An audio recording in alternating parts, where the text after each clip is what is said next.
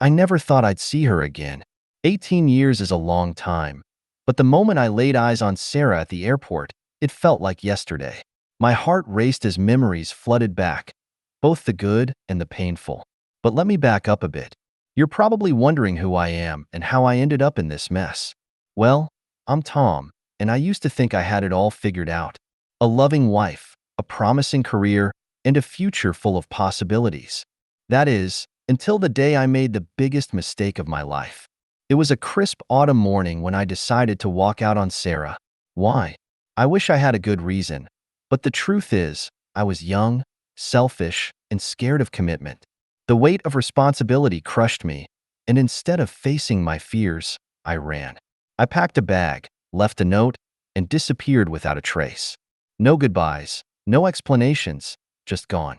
For years, I tried to convince myself I'd done the right thing. I threw myself into work, traveled the world, and built a successful business. But deep down, I knew something was missing. Fast forward to today. There I was, rushing through the airport, late for a business flight as usual. That's when I saw her, Sarah. She looked different, yet somehow exactly the same. Her hair was shorter, with a few strands of gray, but her eyes, those eyes hadn't changed a bit. But here's the kicker. She wasn't alone. Standing next to her was a young woman, probably around 18 years old. My breath caught in my throat as I realized she looked just like me. In that moment, time stood still. Questions raced through my mind. Could it be? Did I have a daughter I never knew about? The guilt and regret I'd buried for years came crashing down like a tidal wave. I stood there, frozen, as Sarah's eyes met mine. The look on her face, a mix of shock, anger, and something else I couldn't quite place, told me everything I needed to know. My past had finally caught up with me, and nothing would ever be the same again. Now, you might be wondering what happened next. Did I approach them? Did Sarah confront me? And who was this young woman who bore such a striking resemblance to me? Well, let me tell you, the story only gets more complicated from here. My feet felt like lead as I stood there, torn between fleeing and facing the consequences of my actions. Before I could decide, Sarah's eyes locked onto mine. The recognition in her gaze was unmistakable, and within seconds, she was striding towards me, the young woman following close behind. Tom. Sarah's voice was a mix of disbelief and barely contained anger. Is that really you? I swallowed hard, my mouth suddenly dry. Sarah, yes, it's me. The young woman looked between us, confusion etched on her face. Mom, who is this? Mom. The word hit me like a punch to the gut.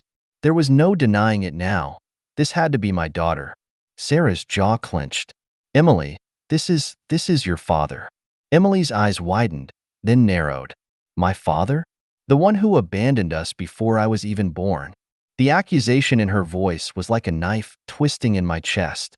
I wanted to explain, to apologize, to do something to make this right. But what could I possibly say to justify 18 years of absence? I'm sorry, I stammered, knowing how inadequate those words were. I had no idea. No idea? Sarah's voice rose, drawing curious glances from passers-by. You left without a word, Tom. Did you ever stop to think about what you were leaving behind? The truth was, I hadn't. I'd been too caught up in my own fears and doubts to consider the consequences of my actions. And now, face to face with those consequences, I felt shame wash over me. Emily stood tall, her chin raised defiantly. We've done just fine without you, she said, her voice cold. We don't need you now. Her words stung, but I knew I deserved them. I'd missed everything, her first steps, her first day of school, every birthday and Christmas. I was a stranger to my own daughter. As the reality of the situation sank in, an announcement echoed through the airport. Final boarding call for Flight 372 to Chicago. Sarah glanced at her watch. That's our flight. We need to go. They turned to leave, and panic surged through me. I couldn't let them walk away, not again. Wait. I called out. Please, can we talk? I know I don't deserve it, but I'd like a chance to explain. Sarah hesitated, then looked at Emily. Something unspoken passed between them. Finally, Sarah turned back to me. We have a layover in Chicago. If you're serious about talking, meet us at the Sky Lounge in 2 hours. With that, they were gone, disappearing into the crowd of travelers. I stood there, my own flight forgotten, feeling like I'd been hit by a tornado. In the span of a few minutes, my entire world had been turned upside down. As I watched them go, I knew one thing for certain. This was my last chance to make things right. But could I? After 18 years, was it even possible to bridge the gap I'd created? With a heavy heart and a mind full of questions, I headed to the ticket counter. I had a flight to change and a lot of soul-searching to do before our meeting in Chicago. As the plane took off, I sank into my seat, my mind a whirlwind of emotions. The businessman next to me tried to strike up a conversation, but I barely heard him. All I could think about was Sarah and Emily, the family I'd abandoned and the life I'd missed. I closed my eyes, memories flooding back. Sarah and I had been high school sweethearts. We married young, full of dreams and ambition. But as the reality of adult life set in, I panicked. The pressure of being a husband and potentially a father overwhelmed me. Instead of facing my fears, I ran. Now, staring out the airplane window at the clouds below, I realized how cowardly I'd been. I'd missed out on so much. Emily's first words, her first steps, her graduations. I'd never helped her with homework, never taught her to ride a bike, never cheered her on at a school play. The guilt was suffocating. How could I have been so selfish? I'd convinced myself that Sarah would be better off without me, that I wasn't ready to be a father. But in reality, I'd only been thinking of myself. As the flight attendant offered drinks, I declined, my stomach in knots. In less than an hour, I'd be face to face with Sarah and Emily again. What would I say? How could I possibly explain my actions? I pulled out my phone, scrolling through photos of my life over the past 18 years. Business successes, travels around the world, material possessions, all the things I'd used to fill the void. But looking at them now, they seemed hollow and meaningless compared to what I'd given up. The man next to me noticed my distress. "You okay, buddy?" he asked. "You look like you've seen a ghost." I managed a weak smile. "Something like that," I replied. "I'm about to face the biggest mistake of my life." He nodded sympathetically. "We all make mistakes," he said. "The important thing is what we do to fix them." His words hit home. Yes, I'd made a terrible mistake, but now I had a chance to make amends. It wouldn't be easy, and I knew I didn't deserve forgiveness. But I owed it to Sarah and Emily to try. As the pilot announced our descent into Chicago, I steeled myself for what was to come. I had no idea how this meeting would go, but I knew one thing. I couldn't run away this time. Whatever happened, I had to face it head on. The plane touched down, and my heart raced. In just a few minutes, I'd be at the Sky Lounge, face to face with the family I'd abandoned. Would they listen? Could they ever forgive me? And most importantly, was there any way to rebuild the bridges I'd burned so long ago? As I made my way through the bustling airport, I spotted the sign for the Sky Lounge. This was it, the moment of truth. Taking a deep breath, I stepped inside, scanning the room for Sarah and Emily. As I entered the Sky Lounge, my eyes immediately found Sarah and Emily. They were seated in a quiet corner, heads bent close in conversation. My heart hammered in my chest as I approached, feeling like an intruder in their world. Sarah noticed me first. Her expression hardened, and she straightened up, nudging Emily. As I reached their table, Emily's eyes met mine, a mix of curiosity and resentment evident in her gaze. "You came," Sarah said, her voice neutral. I nodded, my throat dry. "Thank you for giving me this chance." "Sit," Sarah gestured to the empty chair. As I sat down, the tension at the table was palpable. For a moment, we sat in awkward silence. I looked at Emily, really looked at her. She had my nose and Sarah's eyes. The resemblance was uncanny, and it hit me again how much I'd missed. I don't know where to start," I began, my voice shaky. "How about why you left?" Emily's voice was sharp, cutting through the air between us. I took a deep breath. I was young, scared, and incredibly selfish. When your mother told me she was pregnant, I panicked. I wasn't ready for the responsibility, and instead of facing it like a man, I ran. Sarah's eyes flashed. "Do you have any idea what it was like?" being left alone, pregnant and scared. The pain in her voice was like a physical blow. I can't even imagine, I admitted.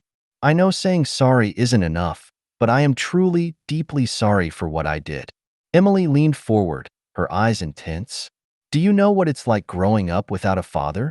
Always wondering why you weren't good enough for him to stay. Her words felt like a knife to my heart. Emily, it was never about you. You were more than good enough. I was the one who wasn't good enough to be your father. Tears welled up in my eyes, and I didn't try to hide them. I know I have no right to ask for forgiveness. What I did was unforgivable. But I want you both to know that not a day has gone by that I haven't regretted my decision. Sarah's expression softened slightly. Why now, Tom? Why after all these years?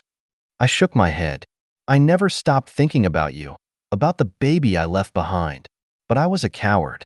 I convinced myself you were better off without me. Seeing you at the airport, it was like a wake-up call. I realized I couldn't run anymore. Emily's eyes were filled with unshed tears. Do you have any idea what you missed?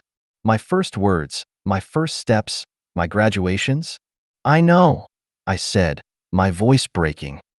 And I will regret missing those moments for the rest of my life. I can't change the past, but if you'll let me, I'd like to be part of your future. Sarah and Emily exchanged a look.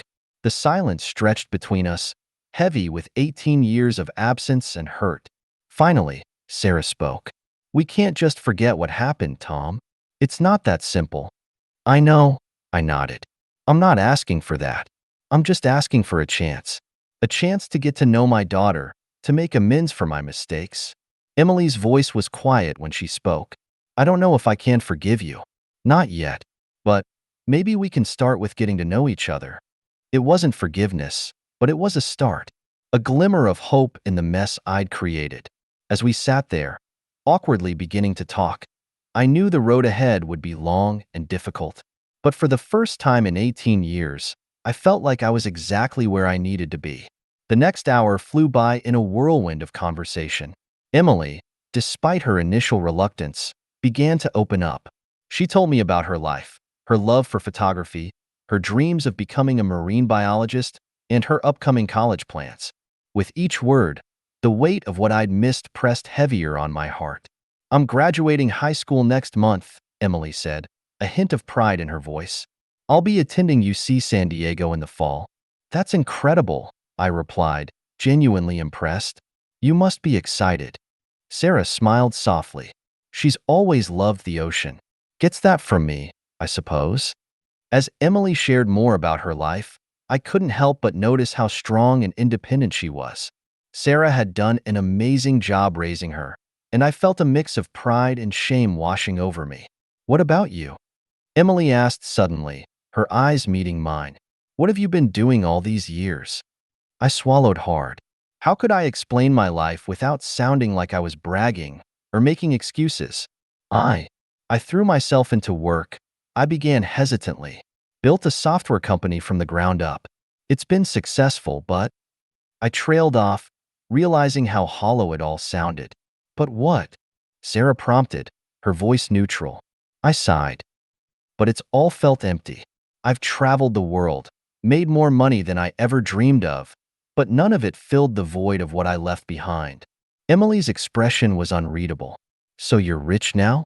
Emily, Sarah cautioned, but I held up a hand. It's okay, I said. Yes, I've been financially successful, but I'd trade it all in a heartbeat for the chance to go back and do things differently. A moment of silence fell over the table. Then, to my surprise, Emily reached into her bag and pulled out a small photo album. Mom always kept this, she said, sliding it across the table. In case you ever came back. With trembling hands, I opened the album. Inside were photos of Emily growing up, her first steps, first day of school, birthdays, and holidays.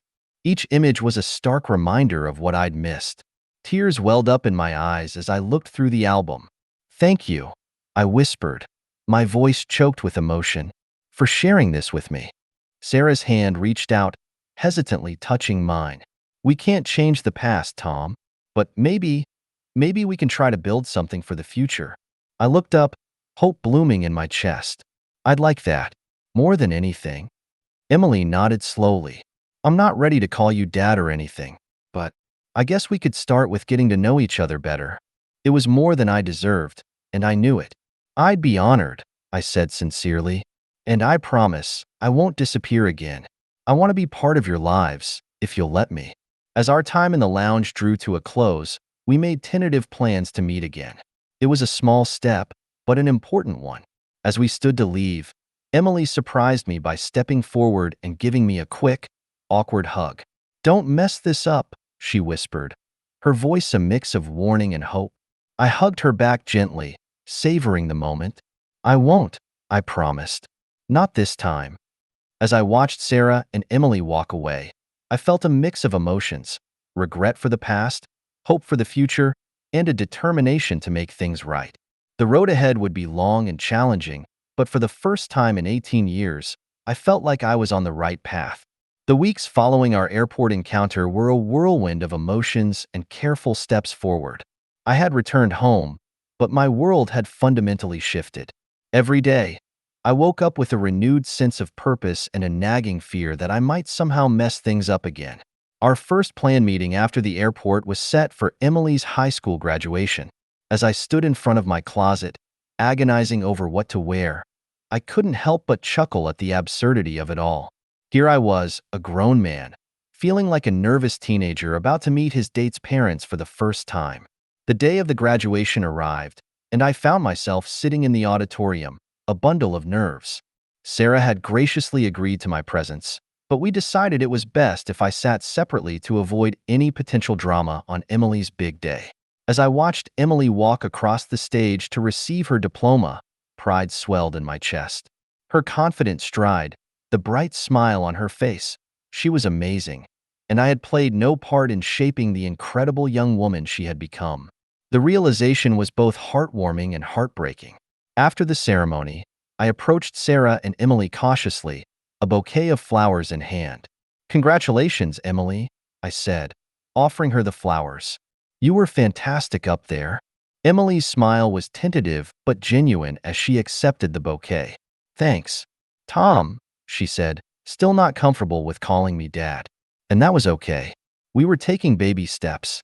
Sarah surprised me by suggesting we all go out for a celebratory dinner. As we sat in the restaurant, the conversation flowed more easily than I had expected. Emily shared her excitement about college, and I found myself offering advice on living away from home for the first time.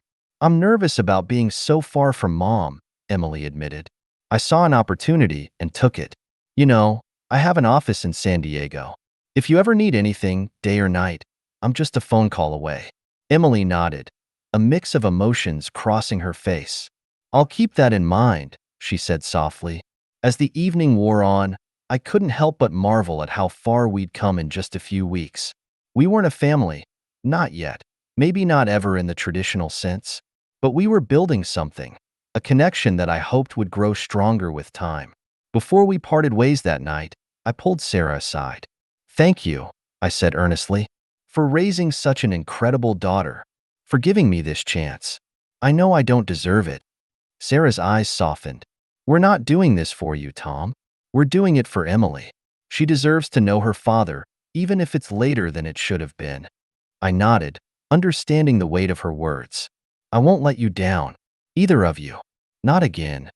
As I watched them drive away, I felt a mix of hope and determination. The road ahead would be long and likely bumpy, but I was committed to this journey. I had missed out on 18 years of Emily's life, but I was determined to be there for the next 18 and beyond. That night, as I lay in bed, I realized something profound. In trying to rebuild my relationship with Emily and Sarah, I was also rebuilding myself. The selfish, scared young man who had run away all those years ago was gone. In his place was someone who was ready to face his mistakes and do whatever it took to make things right. The future was uncertain, but for the first time in years, I was looking forward to it with hope and excitement. Whatever challenges lay ahead, I was ready to face them, not alone, but with the family I had once abandoned and was now blessed to have a second chance with. Summer flew by in a blur of cautious meetups and careful conversations. Before we knew it, it was time for Emily to start her college journey. I had offered to help with the move-in process, and to my surprise and delight, Sarah and Emily had accepted. As we drove to San Diego, the car loaded with Emily's belongings, I couldn't help but feel a mix of excitement and sadness. I was thrilled to be part of this significant moment in Emily's life, but it was also a stark reminder of all the milestones I had missed. "Are you nervous?" I asked Emily, glancing at her in the rearview mirror. She nodded, twisting a strand of hair around her finger. "A little. It's a big change." "You're going to do great," Sarah reassured her from the passenger seat. "And remember, we're just a phone call away if you need anything." I cleared my throat. "And I'm here too. My office is only a few miles from campus." Emily gave a small smile. "Thanks, both of you." As we arrived at the dormitory and began unloading Emily's things, I felt a surge of fatherly protectiveness. Was the building secure enough? Were her roommates trustworthy? I had to remind myself that Sarah had been handling these concerns alone for 18 years.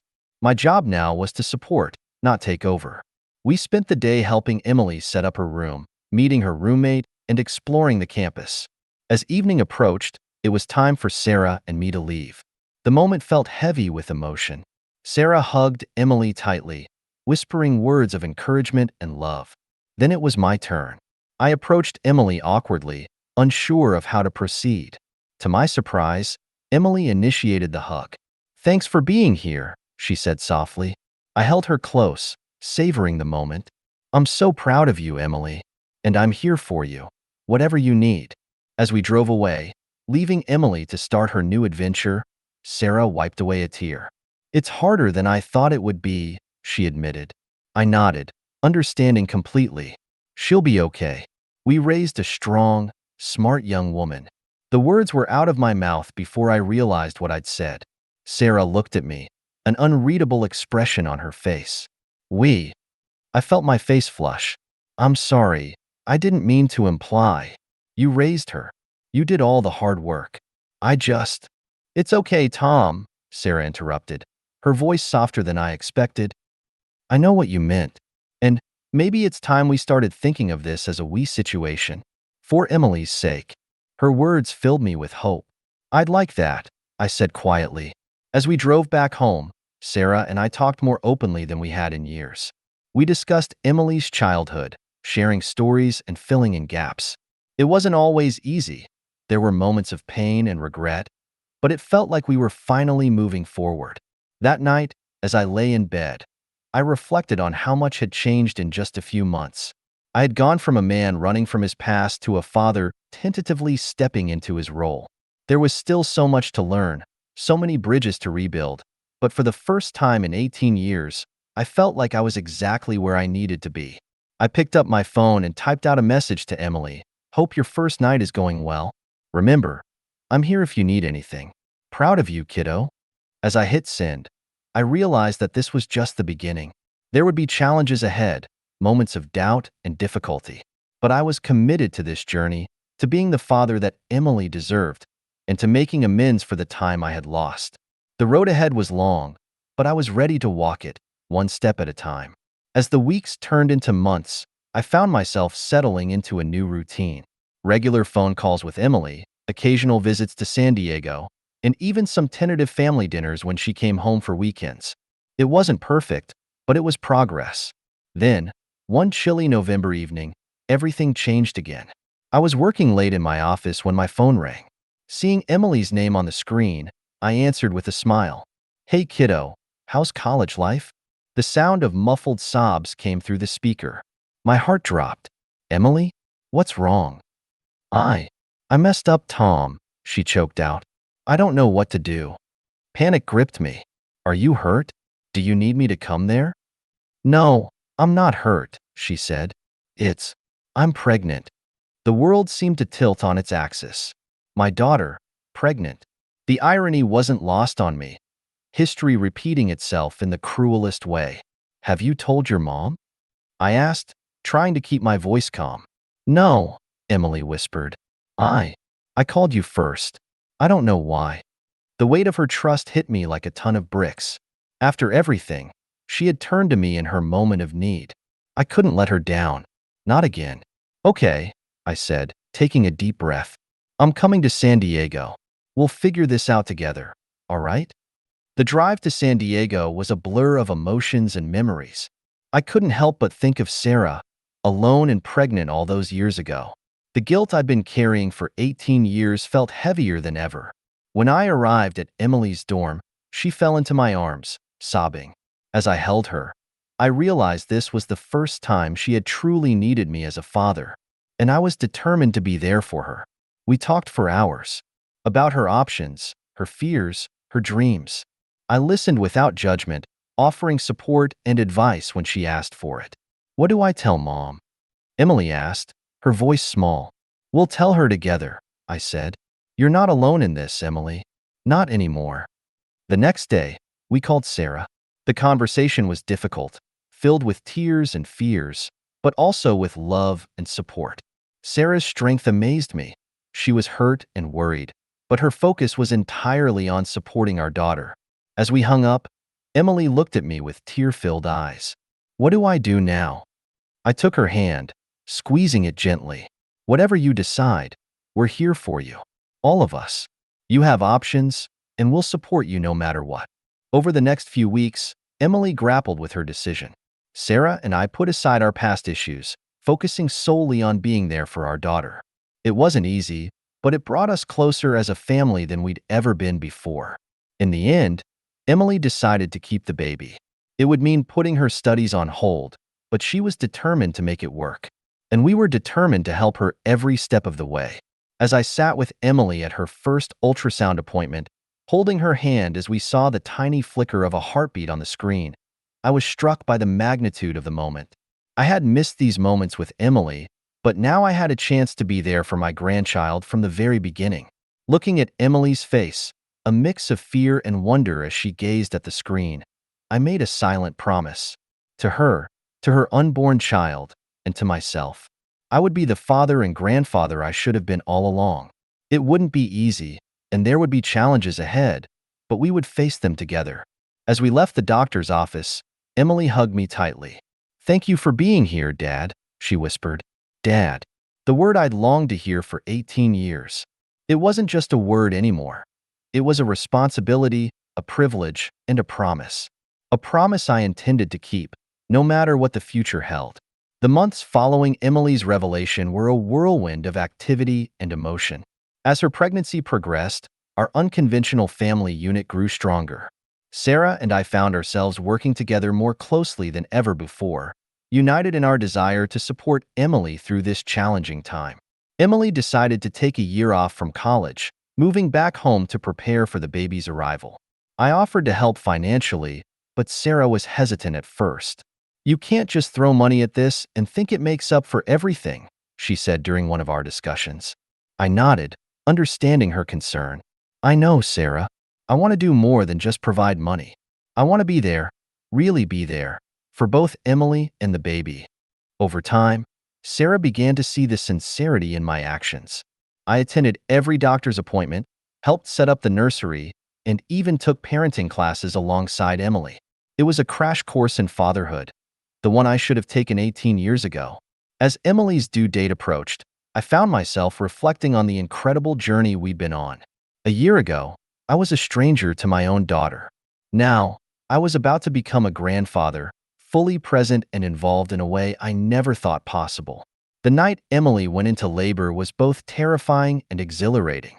Sarah and I paced the hospital waiting room, our past differences forgotten in the face of this new life about to enter the world. After hours of anxious waiting, we heard the cry of a newborn. Emily had given birth to a beautiful baby girl. As we entered the room, the sight of Emily holding her daughter brought tears to my eyes. "Would you like to hold your granddaughter?" Emily asked, her voice tired but happy. With trembling hands, I took the tiny bundle. Looking down at her perfect little face, I felt a love I'd never experienced before. "She's beautiful," I whispered, "just like her mother." Sarah stood beside me, her hand on my arm. "We did good," she said softly. "All of us." In that moment, looking at my daughter and granddaughter, with Sarah by my side, I felt a sense of completeness I'd been missing for years. We weren't a traditional family by any means, but we were a family nonetheless. The following weeks were a blur of sleepless nights, diaper changes, and countless precious moments. I threw myself into grandfatherhood with gusto, determined to be there for every milestone this time around. One evening, as I was rocking the baby to sleep, Emily sat down beside me. "You know," she said thoughtfully, "a year ago, I never would have imagined this. Having you here, being such a big part of our lives." I smiled, my heart full. "I'm so grateful for this second chance," I said. "I know I can't make up for the years I missed, but I promise I'll be here for every moment I can from now on." Emily leaned her head on my shoulder. "I know, Dad, and I'm glad you're here." As the baby drifted off to sleep in my arms, I marveled at the twists and turns life had taken. My selfish decision 18 years ago had cost me so much, but through forgiveness, patience, and love, we had found our way back to each other. Our family wasn't perfect. We still had our challenges and moments of tension, but we were together, supporting each other, learning and growing every day. Looking down at my sleeping granddaughter, I made a silent vow. I would cherish every moment, big and small. I would be the father and grandfather I always should have been. And most importantly, I would never take this precious gift of family for granted again. As I placed the baby in her crib, I realized that this wasn't just an ending to a long journey of redemption. It was a new beginning for all of us. And I couldn't wait to see what the future held for our beautifully imperfect family. 5 years had passed since that fateful day at the airport. As I stood in the backyard, watching my granddaughter Sophie chase butterflies, I marveled at how much had changed. Emily had returned to college, balancing motherhood and studies with a determination that made me proud. Sarah and I had developed a friendship I never thought possible, bonded by our shared love for Emily and Sophie. "Grandpa, look." Sophie's excited voice pulled me from my thoughts. She held up a dandelion, her eyes sparkling. "Make a wish." As I knelt beside her, showing her how to blow the seeds into the wind, I felt a wave of gratitude wash over me. This simple moment, one I would have missed if fate hadn't intervened, was more precious than all the success I'd achieved in my years away. The sound of the back door opening made us both look up. Emily stepped out, a smile on her face and an envelope in her hand. "It came," she said, her voice a mix of excitement and nervousness. "My grad school acceptance letter." We gathered around as she opened it, Sophie clinging to my leg in anticipation even though she didn't fully understand what was happening. As Emily read the letter, her face broke into a wide grin. "I got in," she exclaimed. Cheers erupted. I hugged Emily tightly, feeling a surge of pride. "I knew you could do it," I said, my voice thick with emotion. Later that evening, as we celebrated with a family dinner, I couldn't help but reflect on our journey. Sarah caught my eye across the table and gave me a knowing smile. She understood, perhaps better than anyone, the magnitude of this moment. After dinner, as Emily put Sophie to bed, Sarah and I found ourselves alone on the porch swing. "Did you ever imagine we'd end up here?" Sarah asked, her voice soft in the evening air. I shook my head. "Never. But I'm so grateful we did."